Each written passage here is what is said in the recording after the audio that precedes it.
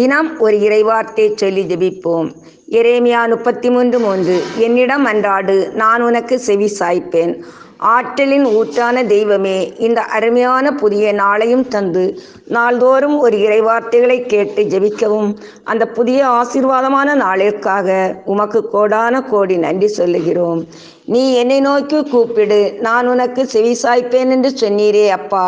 உம் பிள்ளைகளாகிய நாங்கள் கண்ணீரோடும் துன்பத் துயரங்களிலும் வாழ்கின்ற நாள்களை நீர் மாற்றுவீராக. நாங்கள் பணி செய்கிற இடங்களிலும் எங்கள் அன்றாட வாழ்விலும் எங்களுடைய செயல்களிலும் இயேசுவே, உம்முடைய அறிவாற்றலையும் ஞானத்தையும் தருவீராக.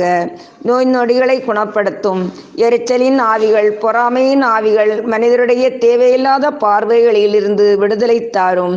எங்கள் அனைவரையும் உமது அன்பாலும் அருளாலும் வழிநடத்த வேண்டும் என்று இயேசுவின் இனிய நாமத்தை ஜெபிக்கிறேன்.